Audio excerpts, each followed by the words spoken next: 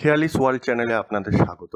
আপনারা যদি নতুন হন তাহলে অবশ্যই চ্যানেলটিকে সাবস্ক্রাইব করবেন আর আমাদের চ্যানেলের ভিডিও সেকশনে গিয়ে গল্পগুলো শুনে আমাদের মতো ছোট চ্যানেলের পাশে দাঁড়াবেন। আজকের গল্পটি লিখেছে শর্মিষ্ঠা মজুমদার। গল্পের নাম মহামায়া ও তমসা। মহামায়ার সঙ্গে আমার পরিচয় নৈহাটিতে। শিয়ালদা থেকে ঘণ্টাখানেকের একটু বেশি ট্রেনের পথ। তারপর বাসে, ভ্যানে বা ট্রেকারে আরও আধ ঘন্টা যাবার পর রামচন্দ্রপুর গ্রাম। নৈহাটি কিন্তু মোটেই এখন আর গ্রাম নয়, রীতিমতো জংশন। উন্নত শহর, সব সুবিধা বর্তমান, কিন্তু এর ভেতরের দিকে চিত্র একদম আলাদা। চারিদিকে সবুজ ক্ষেত। হাই রোড অর্থাৎ গ্র্যাংট্যাং রোড ছাড়িয়ে একটু ভেতরে ঢুকলেই গ্রাম্য অপরূপ প্রকৃতি। কাঁচা বাড়ি, বড় বড় জলাশয়, দিগন্ত বিস্তৃত ধানের ক্ষেতের সঙ্গে পাল্লা দিয়ে সবজির ক্ষেত আর পুকুর, তাতে মাছ চাষ হয়। আমি শহরে মানুষ, এসব টোটকা তাবিজে বিশ্বাস করি না। তাই চায়ের দোকানে যখন আমায় তাপসী আর শিবের ছেলের গল্প বলল রতন, সঙ্গে সেই ভয়ঙ্কর উজ্জীবের গল্প, তখন বেশ মজা লেগেছিল। এসব গ্রামের মানুষ কত সহজেই তন্ত্র, টোটকা, তাবিজে বিশ্বাস করে। একটু ভয় পেলেই এদের হাত করে টাকা ইনকাম করা কোনো ব্যাপার নয়। তাই হেসে চা খেয়ে উঠে পড়লাম। ও, আমার পরিচয় দেয়া হয়নি। আমি নূপুর, গল্প লিখি। গল্পের টানে এখানে ওখানে ঘুরি। প্রাকৃতিক বর্ণনা আর একটু সত্যতা না থাকলে গল্প ঠিক জমে না, বিশেষ করে ভূতের গল্প। উপন্যাসগুলো দারুণ লিখি, লোকে ভালোই পছন্দ করে। প্রেম একদম মাখো মাখো আমার লেখায়।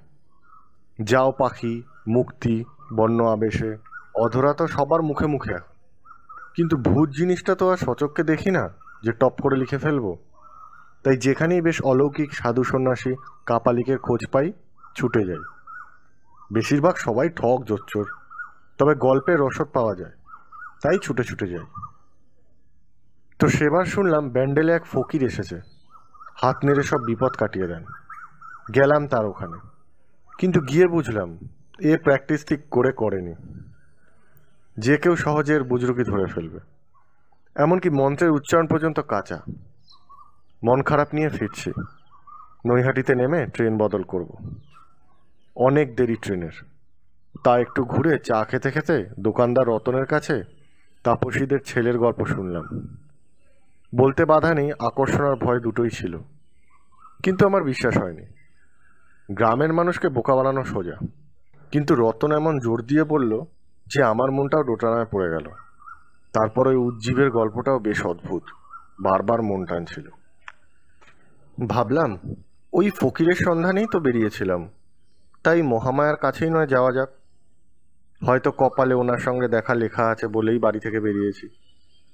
রতনের থেকে মহামায়া সম্পর্কে জানতে চাইলে হেসে বলল, মহামায়া তো মহামায়া, ওনার সম্পর্কে কেউ কিছু জানে না তেমন। হঠাৎ একদিন রামচন্দ্রপুরে এক বটের তলায় এক মহিলাকে বসে থাকতে দেখা গেল। সন্ন্যাসিনী নন, আবার দেখে গৃহীও মনে হচ্ছে না।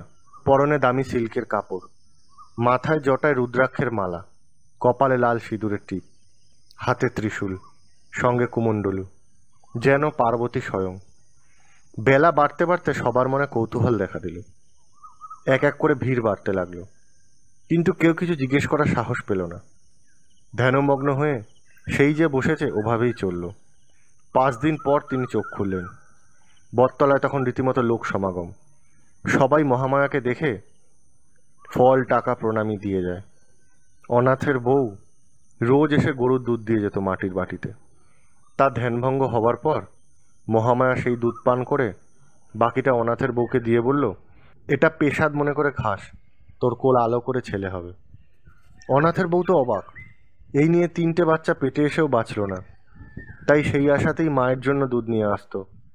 এত তাড়াতাড়ি অভীষ্ট পূরণ হবে ভাবতেই পারেনি। ওদিকে টুকটাক যাকে যা বলতে লাগলো তা সবার ক্ষেত্রে ফলতে লাগলো। 1 বছর পর সত্যি অনাথের বউয়ের যখন কোল আলো করে ছেলে হলো, তখন অনাথ আর গ্রামের কয়েকজন মিলে মহামায়ার জন্য একটা আশ্রম গড়ে তুলল। সবাই সেখানেই আসতে লাগলো, নিজেদের সমস্যার কথা বলতে লাগলো। মহামায়া সবার সমস্যার সাধ্যমতো সমাধান করত। রতনের কাছে এসব শুনতে শুনতে আমার বেশ আকর্ষণ অনুভূত হতে লাগলো মহামায়ার প্রতি। রতন বলল, এখান থেকে বাসে বা ট্রেকারে আধ ঘন্টার পথ। মহামায়ার আশ্রম বললেই হবে। ঠিক নামিয়ে দেবে আমায়। মহামায়ার কাছে বহু মানুষ আসে নিজেদের হরেক রকম সমস্যা নিয়ে। ওখানে থাকার ব্যবস্থাও আছে, কোনো অসুবিধা হবে না। ব্যাস, আর কি। আমি রওনা দিলাম মহামায়ার উদ্দেশ্যে। ৮ ঘন্টা পর নামলাম রামচন্দ্রপুরের জোড়াবার তলায়। শুধু মহামায়ার নাম করতেই আমায় একজন নিয়ে গেল গাছপালায় ঘেরা একটা সুন্দর আশ্রমে। বেশ কয়েকটা কাঁচা ঘর, কুয়ো আর ছোট একটা বাগান সমেত মন্দির নিয়ে মহামায়ার আশ্রম। নিকানো উঠান, পরিষ্কার তকতকে। ঘরের ছাউনি আর বাঁশের খুঁটি নতুন, খুব একটা পুরনো হয়নি। চারিদিকে ছিমছাম সুন্দর নিকোনো উঠোন। দেখে আমার বেশ ভালোই লাগলো। সেই দিনই প্রথম দেখি মহামায়াকে। কি তেজ, কি দীপ্তি, কি প্রশান্তি মুখে, অথচ কি কঠিন। বয়স আন্দাজ করতে পারলাম না, তবে দেখে বেশি বয়স মনে হলো না। এত কম বয়সে এমন একজনকে ঘিরে ওই গল্প প্রচারিত শুনে আর একবার অবাক হলাম। আমি সবে পৌঁছেছি ওখানে, হঠাৎ হট্টগোল, সবাই চিৎকার করছে, সরে যান সরে যান। দেখি একটা বছর 20 কি 21 সুন্দরী মেয়ে দাঁতে করে একটি কলসি নিয়ে পাগলের মতো ছুটে চলেছে। পিছন থেকে একজন চিৎকার করছে, রবিদের নিম গাছে ছুটে যা, যতক্ষণ না ডাল ভাঙে জল পোড়া ছিটিয়ে যাবি। আমি কিছুটা বুঝলাম, ওই মেয়েটাকে কোনো ভূতে ধরেছে। ওই কলসি সে দাঁতে করে ওই নির্দিষ্ট নিম গাছে ফেলবে, তারপর ডাল ভাঙতেই ওই মেয়েটার দেহ থেকে ভূত ছেড়ে দিয়েছে বোঝা যাবে। যাই হোক, ওই দলটা হুড়মুড় করে চলে যেতে আমার দিকে চোখ পড়ল মহামায়ার। সত্যি বলতে গ্রাম্য মানুষগুলো কেন, শহরের মানুষগুলোর থেকেও আমি বেশ আলাদা। আমার দিকে সকলের চোখ পড়ে তাড়াতাড়ি। না, সুন্দরী নয়, তবে ব্যক্তিত্বময়ী, আর আমি সেটা জানি। তাই অনেক জায়গায় অনেক বিপদে ঠিক পাশ কাটিয়ে চলে এসেছি। কিন্তু আমিও মহামায়াকে দেখে থমকে গেলাম। তার মধ্যে কিছু একটা বিশেষত্ব আছে, কিন্তু সেটা কি তা ধরতে পারলাম না। তবে এক নিমেষেই তাকে বেশ ভালো লেগে গেল। মনে হলো নেহাতি অশিক্ষিত, লোক ঠকানো বুজরুকদের মতো ইনি না। কেন মনে হলো বলতে পারবো না। আমাকে দেখেই উনি হেসে বললেন, এত সহজে কি তাদের দেখা মেলে? আগে মন শান্ত কর।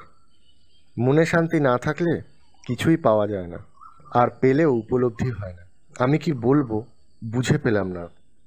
মনে তো অপূর্ণ ইচ্ছা কম নেই, কি নিয়ে বলছে তাও বুঝলাম না। তবে এইটুকু বুঝলাম, মানুষকে খুব সহজে বশ করে কথার ছলে। আমার দিকে তাকিয়ে বলল, তাদের খোঁজে তো ভবঘুরে হয়েছিস, থেকে যা এখানে। লেখিকা তো হয়েই গেছিস, তবে তোর নাম ছড়াতে বেশ কিছু সময় লাগবে। রাহু বড্ড জ্বালাচ্ছে, বৃহস্পতি ভালো, তাই তোর সব চলে যাচ্ছে। নয় জীবন ছারকার তো হয়েই গেছিল, রবির দশা চলছে, ওতে আরও কিছুদিন সময় লাগবে। হয়ে যাবে, এসে যখন পড়েছিস বস। আমি কি বলবো ভেবে পেলাম না। উনি আমাকে বসিয়ে আমার কপালের মাঝখানে তর্জনী ঠেকিয়ে কিছুক্ষণ চোখ বুজে থাকলেন। তারপর বললেন, চোখ বন্ধ করি। তুই আসতেই তোকে এত কেন কথা বললাম জানিস? তোর মধ্যে আলাদা একটা শক্তি আছে, যেটা তুই জানিস না। কখনো মানুষের খারাপ চিন্তা করবি না। তোর ভাবনা সাংঘাতিক, সহজেই লেগে যায় অপচিন্তা। তেমনি যার সঙ্গে থাকবি তাকে এগিয়ে নিয়ে যাবি। কিন্তু, বলে থামলো মহামায়া। তারপর হেসে বলল, ওসব থাক, তোকে দেখেই অনেক কিছু মনে পড়লো আমার, যদিও তোর জানার কথা নয়। থাকবি তো এখানে? তোকে আমার কাছে আসতেই হতো আজ আর কাল। একটা বিশেষ কাজ বাকি যে তোর। সব হবে, যা ওই দিকে বাথরুমে স্নান করে শুদ্ধ হয়ে খাওয়া দাওয়া কর। আমি পুজোয় বসবো, বাকি কথা পরে হবে। সেই প্রথম মহামায়াকে দেখি। আমি প্রায় কথা বলতেই ভুলে গেছিলাম। মন্ত্রমুগ্ধের মতো মহামায়া যা বলেছে করে গেছি, ওর কথা শুনে গেছি। এখন ভাবি, সত্যি হয়তো ও নিজেই যোগবল আমাকে ওর কাছে নিয়ে গেছিল। আমি নাকি আগের জন্মে ওর মেয়ে ছিলাম। সেই প্রথম দেখা মহামায়াকে আমার। অন্যান্য তান্ত্রিক বা ভৈরবীর মতো কিন্তু সে নয়। বেশ সাদাসিধে, বরং মায়া জড়ানো একটা মুখ, বেশ সুন্দর হাসি হাসি চাউনি, মাথায় একরাশ চুল পিঠে ছড়ানো, পরনে লাল থান, তবে গলায় একটা রুদ্রাক্ষের মালা আছে। আমার প্রথম থেকে দেখি মহামায়াকে বেশ ভালো লেগে গেল। মহামায়ার কথায় স্নান, খাওয়া দাওয়া, বিশ্রাম নেবার পর তার মন্দিরের দাওয়ায় এসে বসলাম। মহামায়া তখন পুজোয় বসেছে, ভক্তবৃন্দদের সমাগম হয়েছে। মহামায়ার খাস সেবক রয়েছে ভোলানাথ। তার থেকে মহামায়া সম্পর্কে অনেক গল্প শুনলাম। এই মন্দির, এই লোকজন সবাই মহামায়াকে খুব ভালোবাসলেও মহামায়া নাকি কোনো বিষয়ে আসক্তি নেই। সে 12 মাস মাটিতেই শয়ন করে, একাহারী অর্থাৎ একবেলা খায়, তাও ফলমূল। মন্দিরটা সর্বসাধারণের জন্য ব্যবহৃত হয়। বহু দূর থেকে যারা মহামায়ার কাছে নানা রকমের ফলের আশা নিয়ে আসে তাদের থাকা খাওয়ার ব্যবস্থা করা হয়। মহামায়া কোনো নির্দিষ্ট দেবতার পুজো করেন না, সে অনন্ত যোগ সাধনা করে। তার গুরু মৃত্যুঞ্জয় ভৈরব নাকি মৃত্যুকে জয় করে অমর। মহামায়া তাকে স্মরণ করলেই তার সাক্ষাৎ পায়। এ সমস্ত কথা ভোলানাথ আমায় বলেছিল। আমি কিছুক্ষণ বিশ্রাম নেওয়ার পর মহামায়ার পুজো শেষ হলো। তার সঙ্গে গল্পগুজব শুরু হলো। তার যে আমাকে পছন্দ হয়েছে সেটা তার মুখ দেখেই বুঝেছিলাম। প্রথম পরিচয় তার সঙ্গে কি কথা বলবো বুঝতে না পেরে জিজ্ঞেস করলাম, তার পূর্ব পরিচয় কি? ভৈরবী হওয়ার আগে সে কি ছিল? কেনই বা সে অদ্ভুত জীবন বেছে নিল? এবং কি কি বিদ্যা জানা মহামায়ার? মহামায়া হেসে বলল, পরে আস্তে আস্তে সব বলবো তোকে। একদিনে সব কিছু জেনে ফেলবি নাকি? 2 দিন আমার এখানে থাক, তারপরে নয় আমি তোকে সব বলবো। কিন্তু আমি লেখিকা, আমার জানার পিপাসা অদম্য। তাই আমি মহামায়াকে ধরে বললাম তার পুরনো দিনের কোনো অভিজ্ঞতা অথবা তার ভৈরবী হবার কারণ জানাতে। উঠে পড়ে লাগলাম মহামায়াকে সব খুলে বলতে। তখন মহামায়া বলল, বেশ, আমি প্রতি রাতে শ্মশানে তন্ত্র সাধনা করতে চাই, তুই যাবি আমার সঙ্গে। আমি সেখানেই তোকে আমার সমস্ত ঘটনা খুলে বলবো, আমার প্রথম অলৌকিক শক্তির পরিচয় কিভাবে আর কার সাথে। আমি আশ্বস্ত হয়ে টুকটাক গল্প জুড়লাম মহামায়ার সঙ্গে। রাতে খাওয়া দাওয়ার পর মহামায়া বলল, তুই এখন বিশ্রাম নে, ভোলা তোকে যথাসময়ে শ্মশানে নিয়ে যাবে। তুই ভয় পাবি না তো?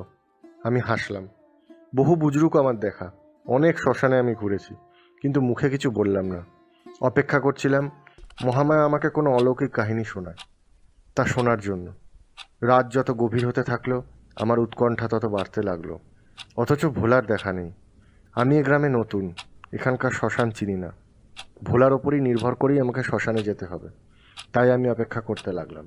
আজকে রাতে কোন তিথি তা অবশ্য আমার জানা নেই, তবে বাইরেটা বেশ অন্ধকার, এখনো চাঁদ ওঠেনি। বেশ অনেকটা রাত করেই ভোলা এলো, আমাকে নিজের সঙ্গে নিয়ে গেল। রাত 12টা বাজে। হয়তো মহামায়ার এমনই নির্দেশ ছিল, রাত 12টার পর আমাকে যেন শ্মশানে নিয়ে যাওয়া হয়। ভোলার পিছু পিছু আমি শ্মশানে যেতে লাগলাম। অন্ধকার রাস্তা, গ্রামের কাঁচা সড়ক, লোকজন নেই একদম, শুধু ব্যাঙ আর ঝিঝি পোকার ডাক। অদ্ভুত তেতো গন্ধ বাতাসে। রাস্তায় কিন্তু ভোলা একটাও কথা বলল না। 2-3টে মামুলি প্রশ্ন জিজ্ঞেস করে দেখলাম ভোলা চুপ করে, কোনো উত্তরই পাওয়া যাবে না। তাই আমিও চুপ করে পথ চলতে লাগলাম। হঠাৎ আমার মাথায় একটা চিন্তা উকি দিল। অনেক সময় অমাবস্যা তিথিতে এই তন্ত্র সাধকরা নরবলি দিয়ে থাকে, তবে তার জন্য অবশ্য সুলক্ষণযুক্ত মানুষের প্রয়োজন হয়। 32 না 64টা যেন গুণ থাকা চাই। এই গুণগুলি মিললে তবেই নরবলি দেওয়া হয়। তবে আমি জানি নরবলি দেওয়া এত সস্তা নয়। নির্দিষ্ট তিথি নক্ষত্র 64 গুণ সুলক্ষণ মানুষ দেখে তবেই নরবলি দেওয়া যায়। অবশ্য আমার শরীরে খুঁত আছে, তবে সেটা বলার সুযোগ পেলে হয়।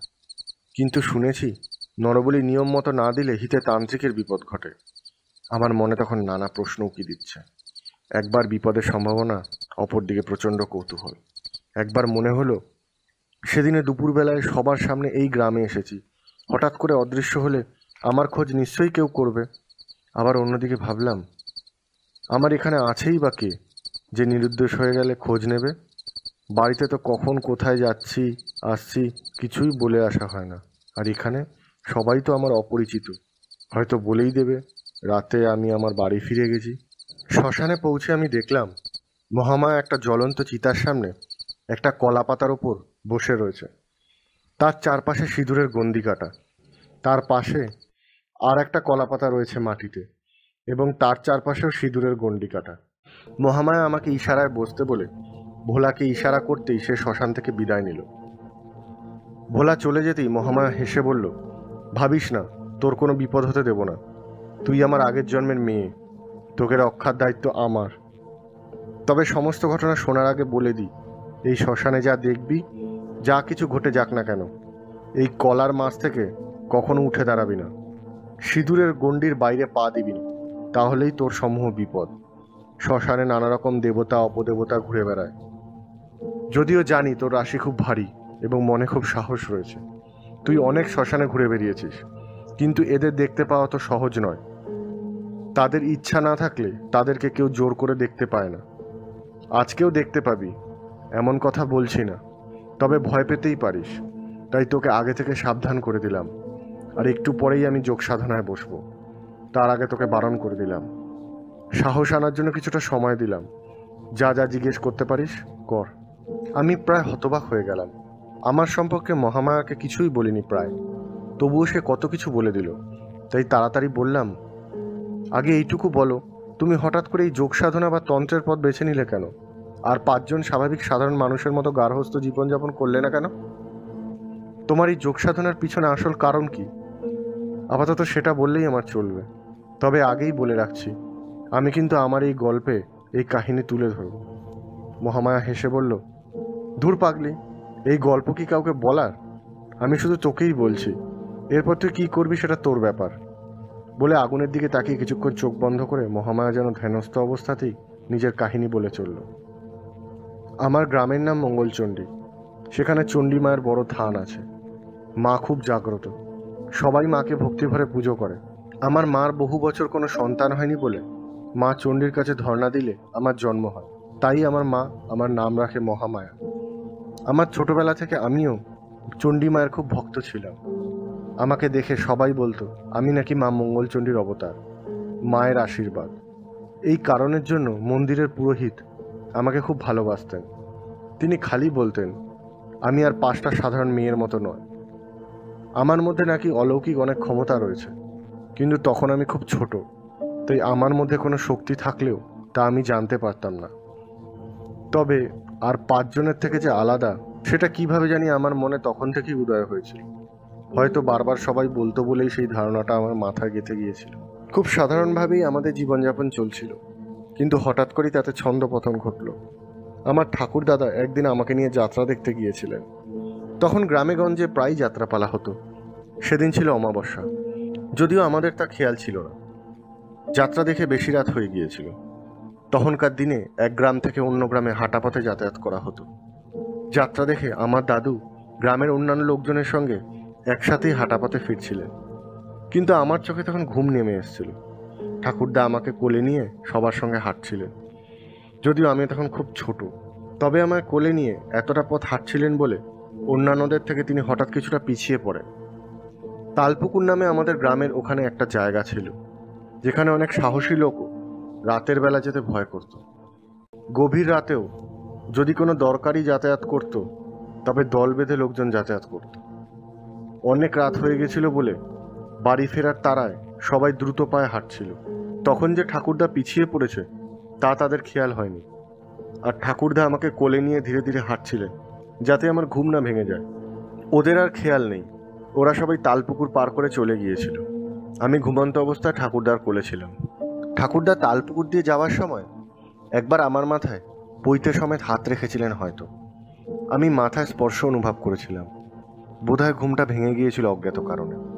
যদিও তখন ছোট, এতটা বুঝিনি। অনেক বড় হয়ে বারবার সে রাতের ঘটনা ভাবতে এটাই মনে হয়েছিল।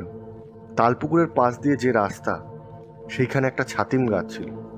ছাতিম ফুলের গন্ধে 12 মাস জায়গাটা ভরে থাকত। অসময়ে সেইখানে একটা অদ্ভুত গন্ধ থাকত, যেটা শুধু রাতের বেলায় পাওয়া যেত। আমার ঠাকুরদা সৎ ব্রাহ্মণ ঘরের ছেলে, তাই তিনি ওই রাস্তা দিয়ে যাবার সময় ইষ্টনাম করতে করতে চললেন। হঠাৎ তিনি থমকে দাঁড়ালেন। আমাকে এত জোরে চেপে ধরেছিলেন যে হঠাৎই আমার ঘুম ভেঙে গিয়েছিল এবং আমি সজাগ হয়ে গিয়েছিলাম। আমি ঘুমের চোখে তাকিয়ে দেখি ঠাকুরদা হতভম্ব হয়ে সামনের দিকে তাকিয়ে। সামনে এক বিশাল দীর্ঘাকৃতি কালো বর্ণের বিভৎস এক ছায়া যেন আমাদের দিকে এগিয়ে আসছে। ঠাকুরদার মুখে তখন কোনো কথা নেই। তিনি যে মনে মনে ইষ্ট জপছেন, এত ভয় পেয়েও সেটা বুঝতে পারলাম।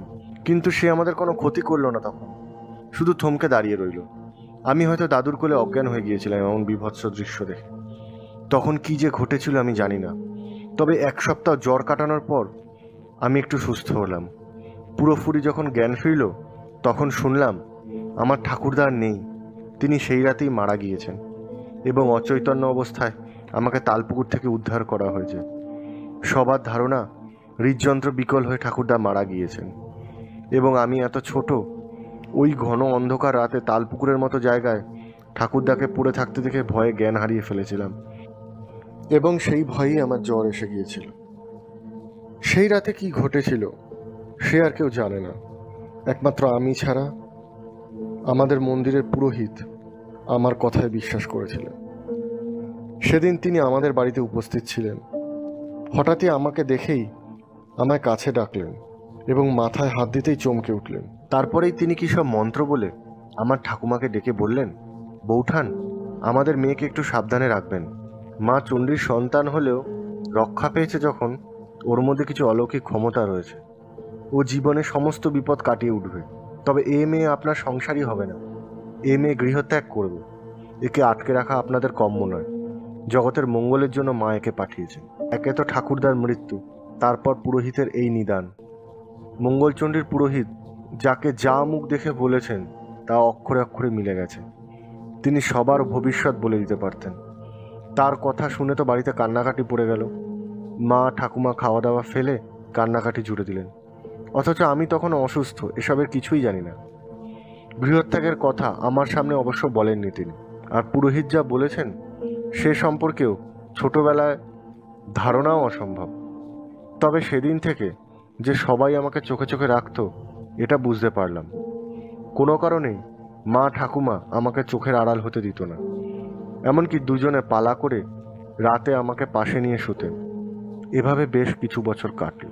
হঠাৎ আমি একটা বিষয় লক্ষ্য করলাম। প্রথমে কবে বিষয়টা লক্ষ্য করি সেটা বলি।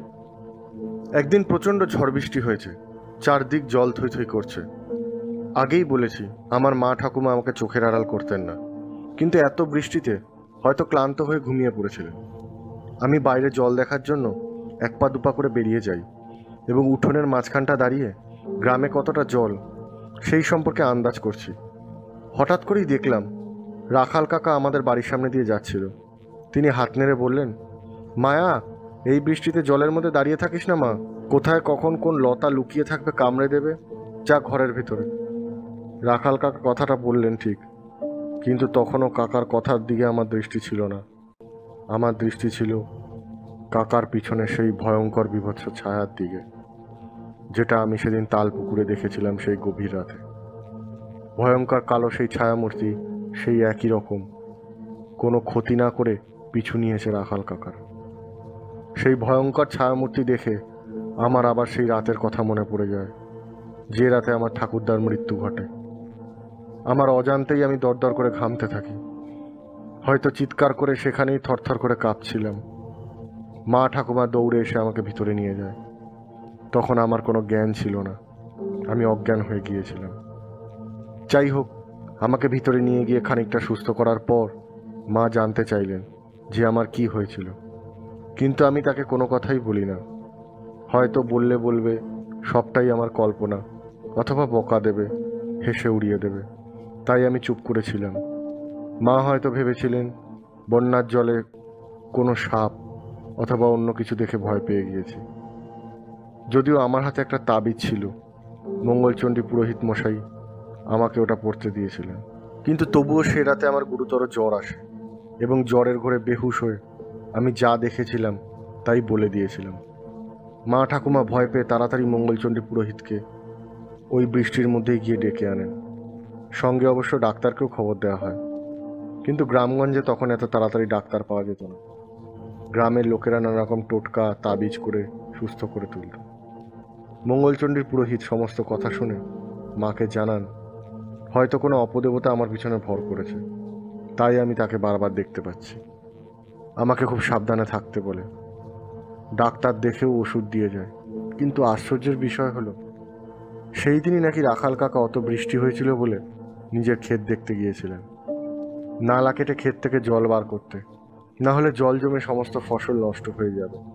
এবং সেখানেই নাকি কিভাবে যেন বিষাক্ত সাপে তাকে কামড়ায়, তার মৃত্যু হয় তৎক্ষণাৎ। যে লোকটা আমাকে নিষেধ করে গিয়েছিল জলে থাকতে সাপে কামড়াবে বলে, ঠিক সেই দিনই তাকে সাপে কামড়ায়। আমি তার পিছনে ছায়া দেখেছিলাম। সেটা যে আসলে কি সত্যি তা তখনও আমার ধারণার বাইরে ছিল। আমি শুধু ঘোর কৃষ্ণকায় বিভৎস এক ছায়া উপলব্ধি করেছিলাম মাত্র। অন্ধকারে জ্বলন্ত চিতার সামনে মরার কাঠের ফটফট আওয়াজ, চারিদিক নিস্তব্ধ। হঠাৎ করে দূরে কোথাও শেয়াল ডেকে উঠল, আর এর মধ্যেই মহামায়ার সেই ছোট্টবেলার ভয়ঙ্কর কাহিনী আমার গায়ে শিহরণ জাগিয়ে তুলল। নিজের অজান্তেই লোমগুলো খাড়া হয়ে উঠল। মরা পোড়ার একটা বিশ্রী দুর্গন্ধে বাতাস ভারী হয়ে উঠেছে। কেমন যেন একটা ভৌতিক পরিবেশ মনে হচ্ছে। আমাদের আশেপাশে বুঝি একদল অতৃপ্ত আত্মা অন্ধকারে বসে মহামায়ার বর্ণিত কাহিনী শুনছে। মহামায়া মাঝে মাঝে কি যেন এক জ্বলন্ত চিতার দিকে ছুড়ে দিচ্ছে আর মন্ত্র পড়ছে। আমি সবিস্ময়ে দেখলাম এখন মহামায়ার মুখটা ভীষণ গম্ভীর, সম্পূর্ণ অন্যরকম। চিতার সামনে জ্বলন্ত আগুনে মুখটা আরো রক্তিমাভ হয়ে উঠেছে, চোখ দুটো অর্ধ উন্মোচিত, মাঝে মাঝে কী সব মন্ত্র পড়ে যাচ্ছে। এতদিনের সাধু সঙ্গে অনেক মন্ত্র শুনেছি, কিন্তু এ মন্ত্র আমার অজানা। যদিও গল্পটা পুরোপুরি শেষ হয়নি, তবুও কোনো রকম প্রশ্ন করার সাহস আমার মধ্যে ছিল না। আমি চুপচাপ কলার পাতায় বসে মহামায়ার কর্মকাণ্ড দেখে যাচ্ছিলাম। চিতাটা বেশ অনেকক্ষণ ধরে জ্বলছিল। এরপর ধীরে ধীরে আগুন কমে আসতে লাগলো। আগুনের মধ্যে জ্বলন্ত কাঠগুলো সাদা প্লেটের ওপর ভিতরে টকটকে লাল রং প্রতিভাত হতে লাগলো। আমি এক দৃষ্টে সেই দিকেই চেয়ে রইলাম। মনে হচ্ছে যেন জ্বলন্ত আগ্নেয়গিরি থেকে লাভা এক্ষুনি ছিটকে বেরিয়ে আসবে চিতাভস্ম থেকে। আমাদের সামনে চিতার ধোঁয়া কুণ্ডলীকৃত হয়ে ধীরে ধীরে উঠে যাচ্ছে আকাশের দিকে। আমি ভাবলাম, মহামায়া এবার পূজা শুরু করেছে যখন, তখন সে তার কাহিনী আর বলবে না। তাই চুপচাপ যা করছে দেখে যাচ্ছিলাম। হঠাৎ চিতার দিক থেকে ভেসে এলো এক অদ্ভুত বিস্ফোরক শব্দ। চিতার দিকে তাকিয়ে দেখি তার মধ্যে থেকে জ্বলন্ত কাঠ ছিটকে বেরিয়ে আসছে একটা জ্বলন্ত হাত, এবং তার মধ্যে থেকে মরা উঠে বসেছে। ঘটনাটা আমার আগে জানা ছিল। আসলে যখন মরা দেহ পোড়ানো হয় তখন মানুষের চামড়া, রক্ত, তরল সমস্ত পদার্থ পুড়ে ভস্মীভূত হয় এবং দেহে একরকম টান ধরে চামড়া সংকুচিত হয়ে, আর এই কারণেই অনেক সময় মৃতদেহ এভাবে উঠে বসে। কিন্তু ঘটনাটা এমন আকস্মিক আমার চোখের সামনে ঘটল যে তাই দেখে আমি রীতিমতো চমকে গেছি। সত্যি বলতে শ্মশানে অনেকবার গেলেও মরা পোড়ানো দেখলেও এরকম ঘটনার সম্মুখীন কখনো হইনি। এই ঘটনাটা একদম নতুন, তাই হয়তো আমার মুখ দিয়ে উপরে শব্দ বের হয়ে থাকবে, কিন্তু সেটা খেয়াল করার মতো অবস্থা ছিল না। আমি সেই জ্বলন্ত মৃতদেহের দিকে একদৃষ্টে তাকিয়ে রয়েছি, যেন মনে হচ্ছে মৃতদেহটা প্রচণ্ড গরমে ঘুম থেকে জেগে উঠেছে, অথবা কিছু মনে পড়েছে তাই সে জেগে উঠেছে। বলা হয়ে গেলে আবার শুয়ে পড়বে। মহামায়া সামনে থাকা একটা বাঁশ আমার হাতে ধরিয়ে দিয়ে বলল, যা, এটা দিয়ে 2-4 বার বাড়ি মার, তাহলে এই ব্যাটা আবার শুয়ে পড়বে, মরেও শান্তি নেই। বলে আবার নিজের মন্ত্র জপ করতে লাগলো। আমি একবার অস্পষ্ট স্বরে বললাম, এই কলার মাছ থেকে বাইরে বেরোলে কোনো ক্ষতি হবে না তো? আসলে মহামায়া কিসের মন্ত্র পড়ছে সেটা আমার অজানা। অনেক দুষ্টু আত্মা একজনের রাগ অন্যজনের ওপর মেটাতে ক্ষতি করে। মহামায়া হেসে বলল, আমি যতক্ষণ আছি তোর কোনো ক্ষতি হবে না বেটি, আর আমি তো তোকে নির্দেশ দিচ্ছি, যা, মরাটাকে বাঁশের বাড়ি মার, ওর মুক্তির ব্যবস্থা করে দে, ও উদ্ধার পেয়ে যাবে। এইভাবে ঘণ্টাখানেক জ্বলার পর চিতার আগুন প্রায় নিভে এসেছে। তখন ওই জ্বলন্ত চিতার ওপর উঠে মহামায়া বাবু হয়ে বসে চিতার ভস্ম নিজের দেহে মাখতে শুরু করলো। চিতার আগুন তখনও সম্পূর্ণ নিভেছে বলে আমার মনে হলো না, কিন্তু তবুও আমি কিছু বললাম না। আমার কথা যেন হারিয়ে গেছিল। চিতাভস্ম মাখার পর মহামায়া বলল, এবার তবে তোকে গল্পটা বলে শেষ করি। তমসা আজও আমার সঙ্গে রয়েছে। যে গল্পটা তোকে বলেছিলাম সেই গল্পটাই আমার জীবনে এক আমূল পরিবর্তন করে দিয়েছে। সেদিন থেকেই আমি বুঝেছি আমি অন্য 5 জনের মতো নয়। মহামায়া চিতাভস্ম মেখে চিতার ওপর বসেই গল্প শুরু করলো। আসলে তখন ছোটবেলায় সেই ছায়ামূর্তিটা কি সেটা আমার ধারণাই ছিল না, কিন্তু পরপর 2 বার যখন আমি চণ্ডীমঙ্গলে পুরোহিতকে সেই ছায়ামূর্তির গল্প বললাম, তখন তিনি আমাকে বললেন, এইবার তোর অলৌকিক শক্তি ধীরে ধীরে দেখা দেবে। আসলে ওই ছায়ামূর্তি হলো তমসা। না, সে কোনো ক্ষতি করবে না, তবে সে হলো মৃত্যুদূত। যারই মৃত্যুর সন্নিকটে তাকেই তিনি দেখা দেন এবং সতর্ক করে দিতে আসেন। মৃত্যু সবার নিশ্চিত, এ থেকে রক্ষা পাবার উপায় নেই, কিন্তু তবুও কিছু মানুষের পুণ্য ফলের জন্য তমসা তাদের সাবধান করে দিতে আসেন। যারা তার এই সংকেত বুঝতে পারেন তারা সতর্ক হয়ে যান অথবা ভগবানের চরণে আশ্রয় নেন, বাকিরা মৃত্যু পথযাত্রী হন। আসলে পুরোটাই নিয়তি। তুই চণ্ডীমায়ের আশীর্বাদ ধন্য বলে তাকে দেখতে পাস। যার মৃত্যু সন্নিকটে তার সঙ্গে তোকেও হয়তো দেখা দেয়, কারণ তোর সেই বিশেষ ক্ষমতা আছে। তমসাকে আটকে দেওয়ার ক্ষমতা কারো নেই, তার জন্য বিশেষ শক্তি দরকার মা, সাধনার দরকার, সিদ্ধির দরকার, তার সতর্কবাণী লক্ষ্য করে মানুষকে মৃত্যু সম্পর্কে সচেতন করা। আমি তখন এতটাই ছোট যে সবের কিছুই বুঝতে পারলাম না, শুধু এটুকু বুঝলাম আর সবাই খালি চোখে যা দেখতে পায় না আমি তা দেখতে পাই, এবং এটাই আমার বিশেষত্ব। প্রথম কদিন পুরোহিতের মুখে এসব কথা শুনে প্রচণ্ড ভয় পেয়ে গেলাম। কতই বা বয়স আমার, বিশেষ করে যখন ছায়ামূর্তিটা চোখের সামনে ভেসে উঠত তখন ভয়ে নিজের চোখ বন্ধ করে রাখতাম। কিন্তু তারপর ধীরে ধীরে পুরোহিতের কথায় আমার সাহস বাড়তে লাগলো। আমি বুঝতে পারলাম তমসা আমাকে দেখা দিলেও আমার কোনো ক্ষতি করবে না, তাকে আটকানোর ক্ষমতা আমার রয়েছে। তবে তার জন্য আমায় বিশেষ সাধনা করতে হবে। কিন্তু তখন এতটাই ছোট, এই সিদ্ধি সাধনা বা সবাইকে বাঁচাবার যে পন্থা সেটা কি করে আমি করব তা সম্পর্কে কোনো ধারণাই ছিল না। আমি শুধু চণ্ডী মন্দিরে যেতাম এবং সেইখানে গিয়ে মায়ের কাছে প্রার্থনা করতাম, সবাইকে তমসার হাত থেকে রক্ষা করো মা। এভাবে বেশ কিছুদিন চলার পর একদিন হঠাৎ পুরোহিত আমার কাছে ছুটে এলেন এবং তিনি বললেন, আমাদের পাশের গ্রামের যোগেশ্বরীতে তার গুরুদেব অঘোরনাথ এসেছেন। চণ্ডী মন্দিরের পুরোহিত যেটুকু মুখ দেখে বলতে পারেন, ভবিষ্যৎবাণী করতে পারেন, সবই তার গুরুদেবের জ্ঞানদানের এবং সাহচর্যের ফল। তিনি আমাকে গুরুদেব অঘোরনাথের কাছে নিয়ে যেতে চাইলেন। প্রথমে মা ঠাকুমা এসব কথা শুনে প্রচণ্ড আপত্তি করছিলেন, কারণ সংসার ধর্ম করব না, সংসার ধর্ম আমার জন্য নয়, এসব পুরোহিত মশাই বলেছিলেন আমার মা ঠাকুমাকে। আমি নাকি গৃহত্যাগী হব, তাই বাড়ি থেকে আমায় ছাড়ল না। কিন্তু আশ্চর্যের বিষয়, সেদিন ব্যর্থ মনোরথ নিয়ে পুরোহিত মন্দিরে ফিরে গেলেন। পরের দিন কিন্তু তিনি এসে সুখবর দিলেন যে তার গুরুদেব তার সঙ্গে দেখা করতে আমাদের গ্রামে আসবেন। অদ্ভুত দৈবযোগ বলতে পারিস, যে গুরুদেবের কাছে আমাকে যেতে হয়নি, গুরুদেব আমাকে খুঁজে নিয়েছিলেন। হয়তো তিনি তার ধ্যান বা বলে, যোগ বলে জানতে পেরেছিলেন যে আমাকে তার প্রয়োজন। জানি না, তবে যে কোনো কারণেই হোক তিনি আমার কাছে স্বয়ং দেবতারূপে আবির্ভাব হন। যাই হোক, পরের দিন তো গুরুদেব এলেন এবং সবচেয়ে আশ্চর্যের বিষয়, তিনি কিন্তু মন্দিরে বা পুরোহিতের বাড়িতে আশ্রয় নিলেন না, তিনি আমাদের বাড়িতে উঠলেন এবং আমাকে ডেকে পাঠালেন, যেন তিনি আগে থেকে সমস্ত কিছুই জানতেন, আমাকে চিনতেন। আমি ভয়ে ভয়ে তার সম্মুখে গেলাম। তিনি তখন মাথায় হাত দিয়ে চোখ বন্ধ করে কিছুক্ষণ ধ্যানস্থ হয়ে যান। তারপর হেসে বললেন, চিন্তা নেই রে মা, তুই তো স্বয়ং মহামায়া, তোর কখনো বিপদ হবে না। আমি তোকে আমার সব শিক্ষা, আমার সব দীক্ষা, সিদ্ধি দিয়ে যাব। তবে তোকে একটা কথা দিতে হবে, তুই কখনো নিজের স্বার্থের জন্য এই বিদ্যা প্রয়োগ করতে পারবি না। তুই সবসময় পরের উপকারের জন্য এই বিদ্যার প্রয়োগ করবি। আমি কিছু না বুঝলেও শুধু ঘাড় নাড়লাম। আমার মা এবং ঠাকুমা তখন দরজার সামনে জড়সড় হয়ে দাঁড়িয়ে আছেন। আমাকে ঘিরে এত কাণ্ড চলছে তা দেখতে আশেপাশে গ্রামের লোকেরা উপস্থিত হয়েছে, কারণ গুরুদেব শুধু নামকরা সিদ্ধ পুরুষই নয়, তার অলৌকিক ক্ষমতা প্রসঙ্গে অনেকেই পরিচিত। ফলে তিনি যে আমাদের বাড়ি আশ্রয় নিয়েছেন তাতে সবাই হতবাক। তাছাড়া আমাকে নিয়ে এর আগেই পুরোহিত অনেক কিছু প্রচার করেছেন, ফলে গ্রামের মানুষদের কৌতূহল দিন দিন বৃদ্ধি পাচ্ছিল। যাই হোক, গুরুদেব 2-3 দিন থেকে তারপর আমার মাকে এবং ঠাকুমাকে কিভাবে যেন রাজি করিয়ে তার আশ্রমে আমাদের থাকার ব্যবস্থা করলেন। পুরোহিত মশাই আমাদের ঘরবাড়ি দেখাশোনা করবেন জানালেন। গুরুদেব আমাকে বিশেষ শিক্ষা দান করবেন জানালেন। প্রায় 1 বছর আমি গুরুদেবের ওখানে ছিলাম এবং এত ছোট বয়সে এখন আমার মনে আছে তিনি প্রতিদিন রাতে আমাকে শ্মশানে পাঠাতেন। কেন জানি না, আমার তখন থেকেই ধারণা হয়েছিল যে গুরুদেব যেচে আমাকে তার কাছে আশ্রয় দিয়েছিলেন, তিনি সবসময় বিপদে আপদে আমার সঙ্গে আছেন।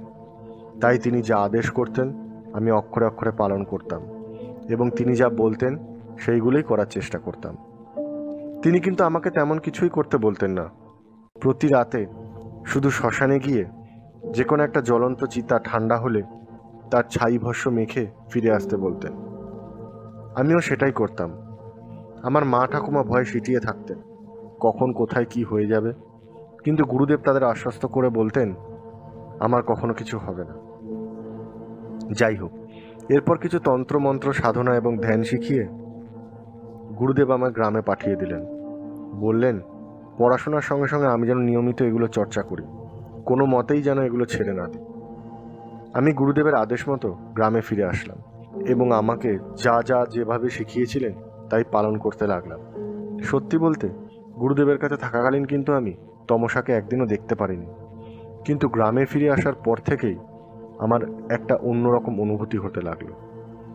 গ্রামে ফিরে আসার পর আমাদের বাড়িতে যে মঙ্গলা দুধ দেয়, সে অনেকদিন পর মাকে পেয়ে মায়ের সঙ্গে গল্প জুড়ে দিল। মায়ের সাথে অনেক গল্প করলো এবং জানালো আর কিছুদিন পর থেকে সে দুধ দিতে আসা বন্ধ করে দেবে, কারণ সে সন্তান সম্ভবা। তার স্বামী এরপর থেকে বাড়ি বাড়ি দুধ দেবে। অদ্ভুত কথা, সে যখন আমার মার সাথে গল্প করছিল তখন আমি তমসাকে ঠিক তার পিছনে দাঁড়িয়ে থাকতে দেখি এবং তার সেই দৃষ্টি আমি ভুলব না।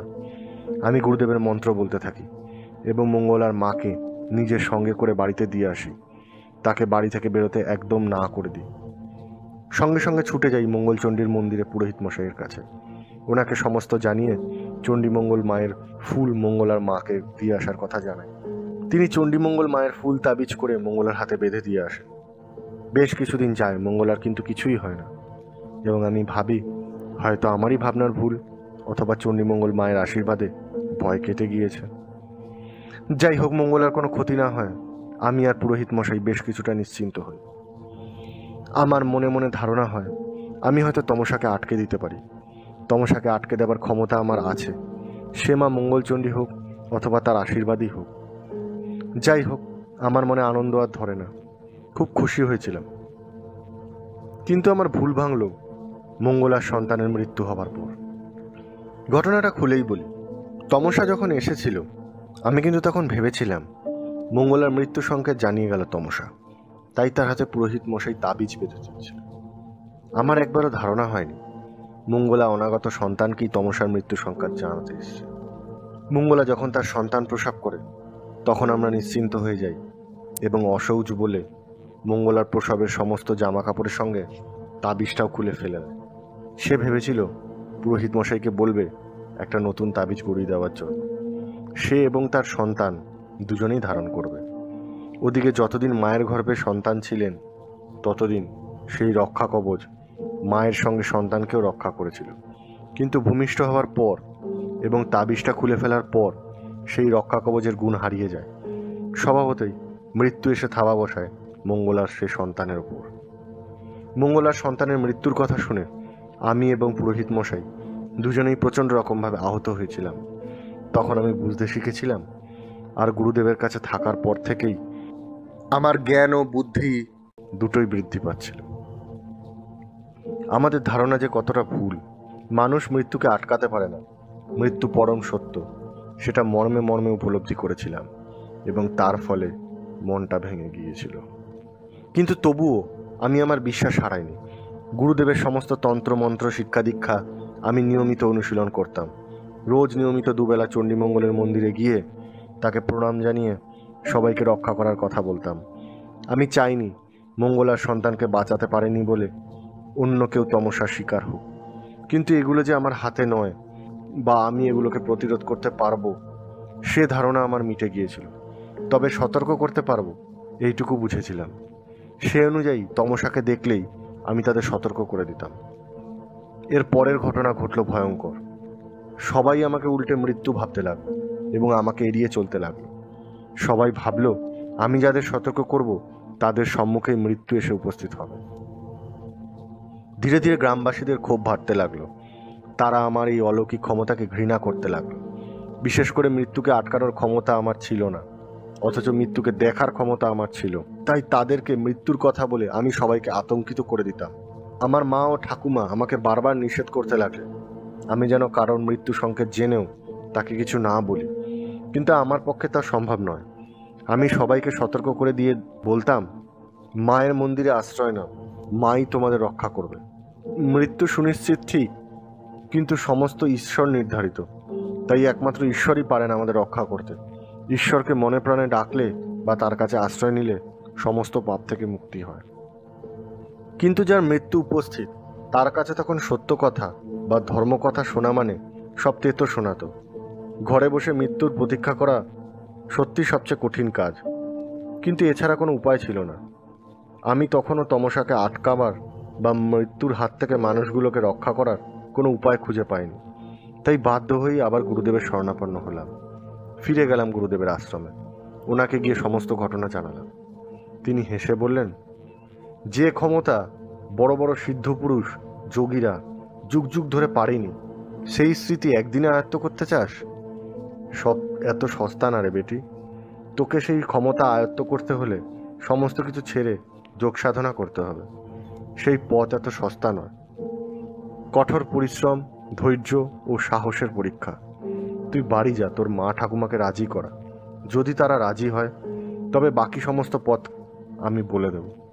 তোর মধ্যে সে ক্ষমতা আছে, তুই পারবি বলে গুরুদেব আমার মাথায় হাত রেখে আশীর্বাদ করলেন।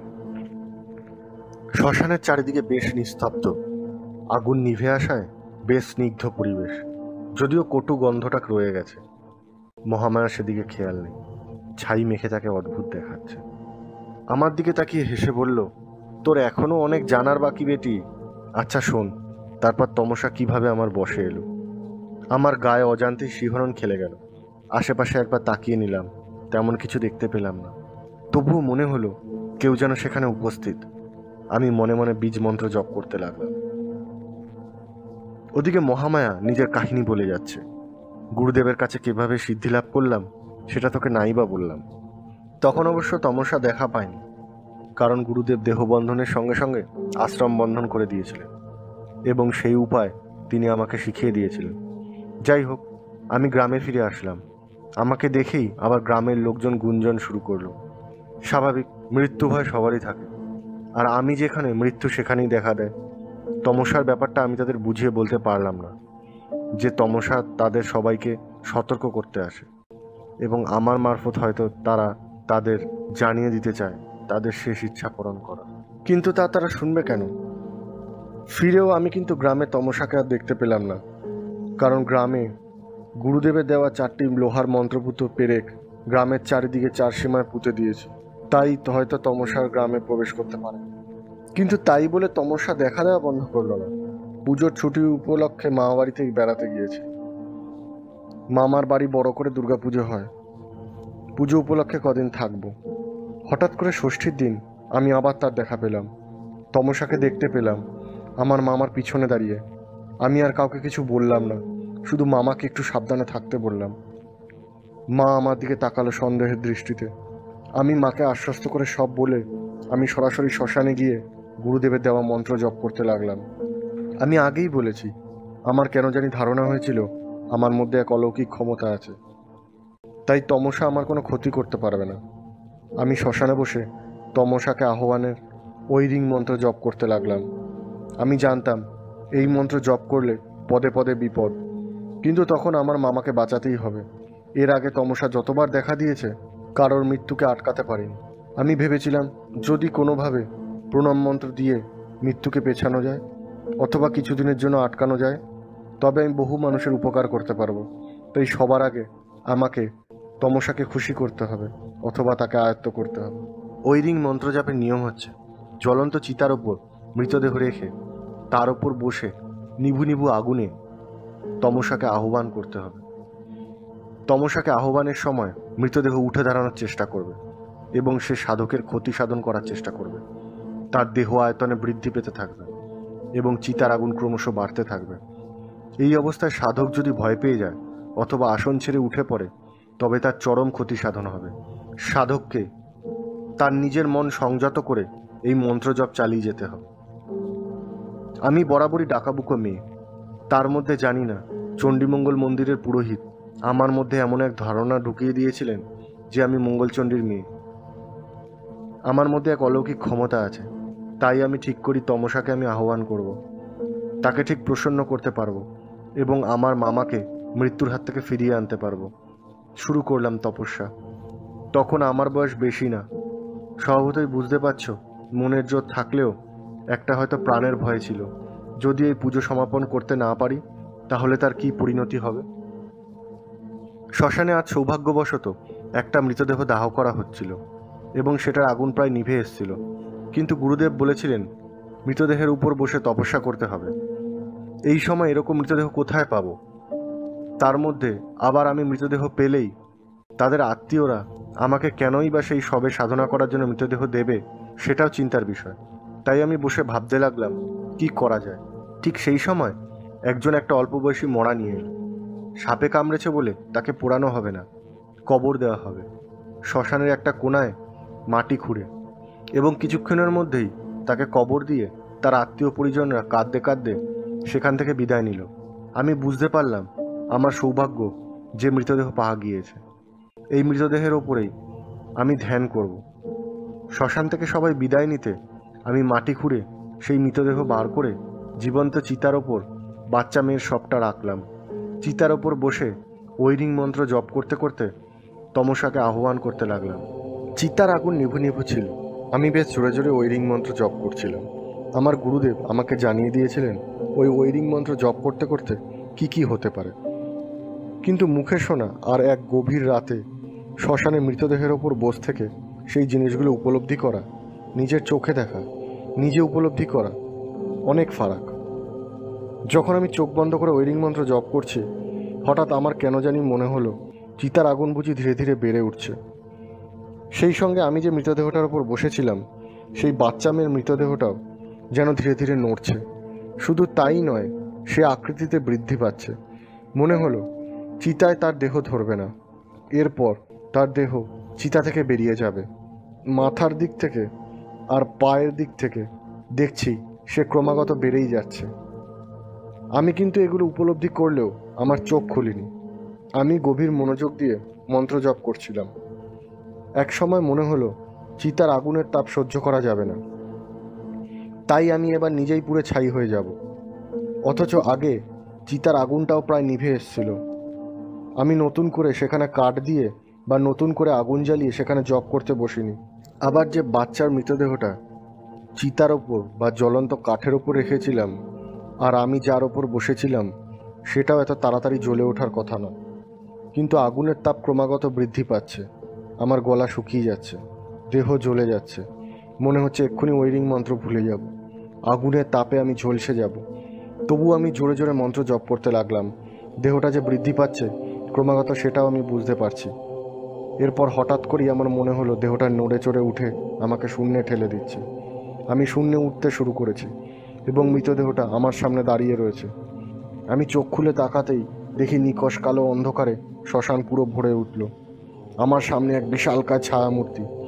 এই ছায়ামূর্তি আগে দেখা সেই ছায়ামূর্তির মতো নয়, এই ছায়ামূর্তি আগের দ্বিগুণ। আমি তখন আসনে বসে আছি। ছায়ামূর্তির চুল আকাশের দিকে উঠছে, চোখ টকটকে লাল, গায়ে কোনো পোশাক নেই।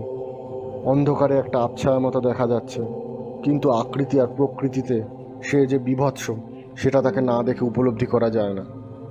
আমি বুঝতে পারলাম তমসা আমার সামনে এসে হাজির হয়েছে, কিন্তু আমি তখনও মন্ত্র জপ করা থামাইনি। আমি ক্রমাগত মন্ত্র পড়ে যাচ্ছি আর তমসার দিকে অপলক চোখে তাকিয়ে রয়েছে। দেখছি তমসা শেষ পর্যন্ত কি করে।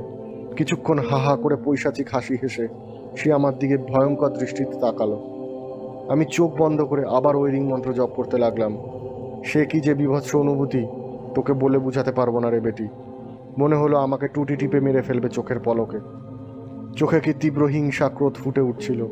চুলগুলো বাতাসে ক্রমাগত বেড়েই চলেছে আকাশের দিকে, অথচ তার দেহের না আছে কোনো অস্তিত্ব, না আছে কোনো অবয়ব। শুধুমাত্র একটা কালো আবছায়া শ্মশানের অন্ধকারে আরও বিভীষিকাময় করে তুলেছে। আমি মন্ত্র জপ করা থামিয়ে ধীরে ধীরে বললাম, মা তুমি শান্ত হও। তোমাকে রুষ্ট করা আমার উদ্দেশ্য নয়। আমি চাই তুমি যাদের মৃত্যু সংকেত পাঠাচ্ছ তাদের কিছুদিনের সময় দিতে। আমার উপর যদি তুমি খুশি হয়ে থাকো এবং আমার সিদ্ধিতে যদি প্রসন্ন হয়ে থাকো, তবে তুমি কথা দাও যাদের মৃত্যু সংকেত তুমি আমাকে দেখাও, আমার মন্ত্র বলে তাদের মৃত্যু পিছিয়ে যাবে। বলেই শূন্য থেকে ঝাঁপিয়ে পড়লাম তমসার পায়ের তলায়। আমি তখনও জানি না ঠিক করছি না ভুল করছি, এতে আমার কতটা ক্ষতি হবে, কিন্তু আমি জানতাম কাউকে যদি মা বলে ডাকা হয় এবং তারপর তার চরণে সন্তানভাবে লুটিয়ে পড়া হয়, তাহলে মা কখনো সন্তানের কোনো ক্ষতি করতে পারে না। হলো তাই। ধীরে ধীরে উঠে দাঁড়িয়ে দেখলাম তমসার সেই বিশাল আকৃতি আর নেই, তার চোখে আগের সেই উগ্র চাউনিও আর নেই। আবছায়া মূর্তিটা ধীরে ধীরে সাধারণ মানুষের মধ্যে অবয়ব ধারণ করেছে। সে ধীরে ধীরে শান্ত হয়েছে বলেই মনে হলো। চুলগুলো আবার নিচের দিকে এলিয়ে পড়েছে। আমি বুঝতে পারলাম তমসা আমার ওপর প্রসন্ন হয়েছে।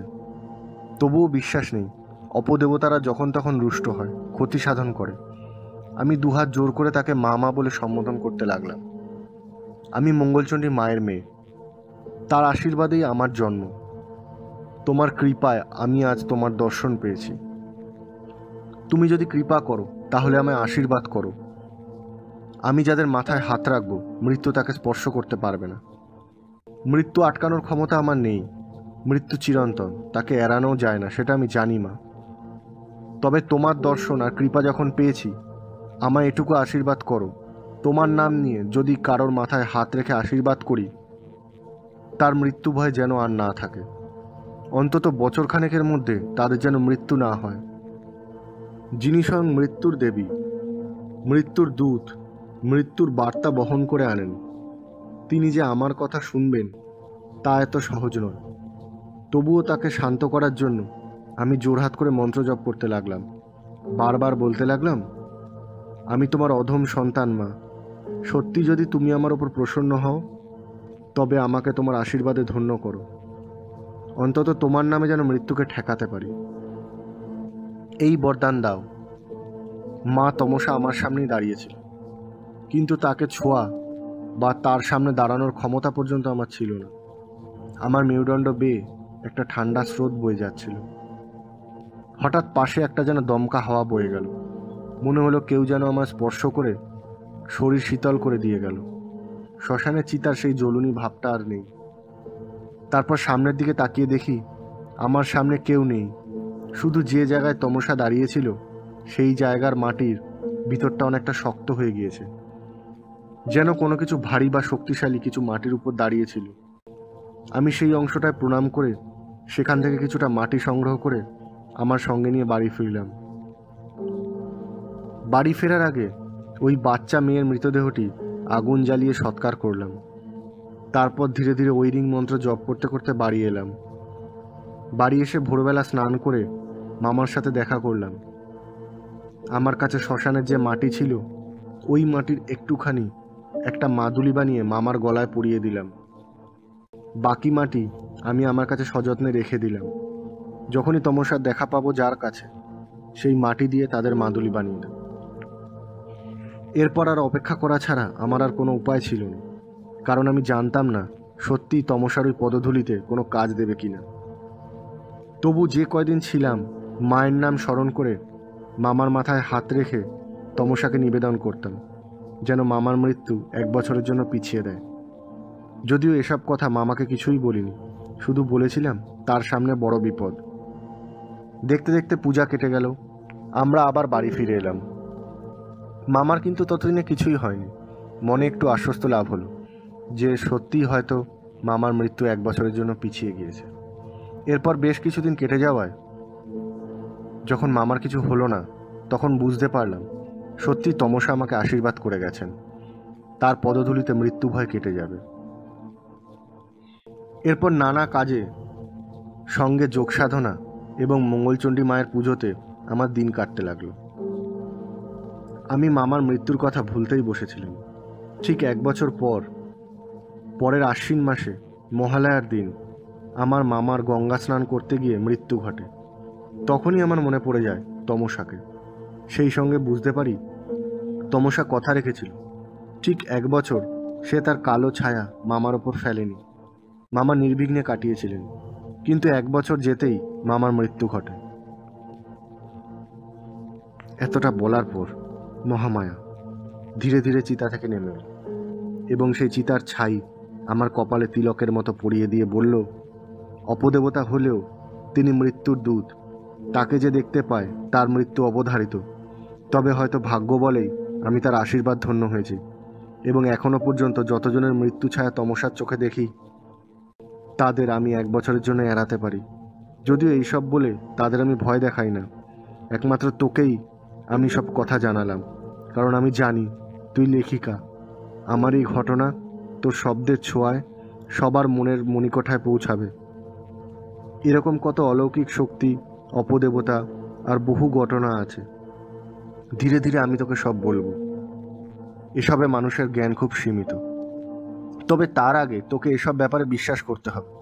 বিশ্বাস না করলে তাদের দেখা মেলে না, সে ভগবান হোক বা ভূত পিশাচ অপদেবতা।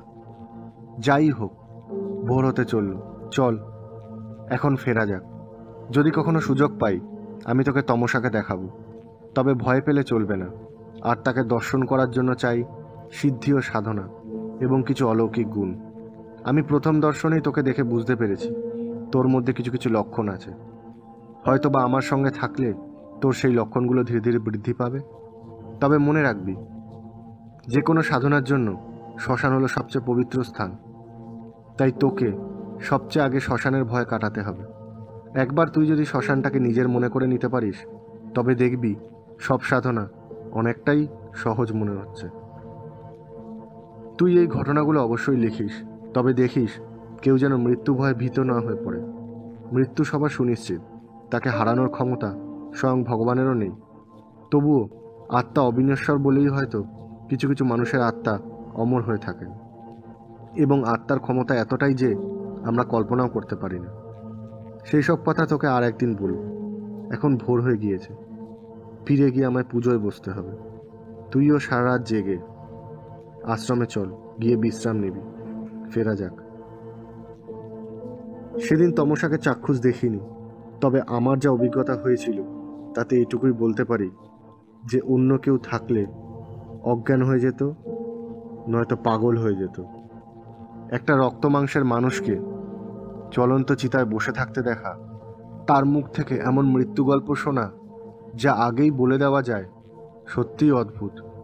আমি বুঝতে পারলাম মহামায়ার সংস্পর্শ আমার ত্যাগ করলে চলবে না।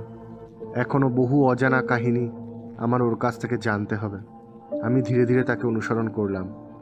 মহামায়া আমার সামনে সারা গায়ে ছাই মেখে যোগিনীর মতো হেঁটে চলেছেন, যেন শিবের যোগিনী। মহামায়া সে স্বয়ং। গল্পটি এখানেই শেষ। আপনারা অবশ্যই কমেন্ট করে জানাবেন আপনাদের গল্পটি কেমন লাগলো। আপনাদের যদি কোনো ভৌতিক গল্প বা ঘটনা জানা থাকে তাহলে সেটা আপনারা পাঠাতে পারেন ভয়েস রেকর্ডিং বা মেসেজের মাধ্যমে ফেসবুক পেজের লিঙ্কে, যেটা ডেসক্রিপশন বক্সে দেওয়া আছে। গল্পটি ভালো লাগলে সেটা আমাদের চ্যানেলে শোনানো হবে বা পডকাস্ট করা হবে।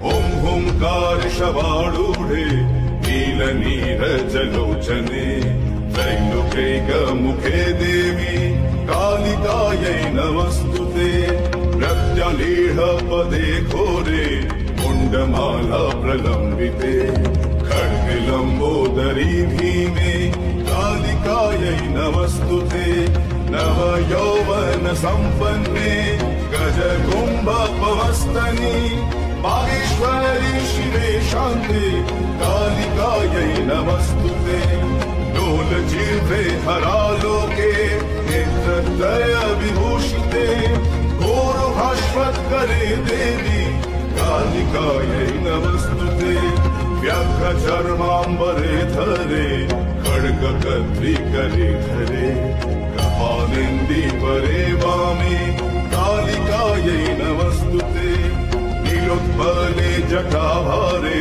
सिन्दूरेन्दुमुखोदये सुरद्भक्तष्टदर्शने कालिकायै नमस्तुते।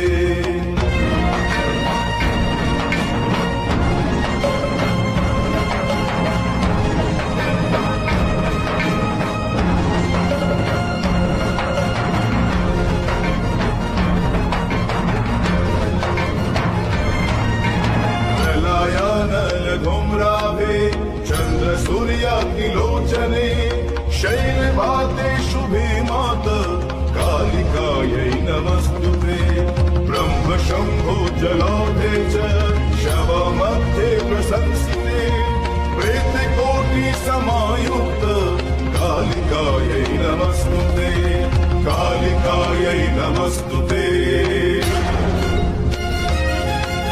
कालिकायै नमस्तुते।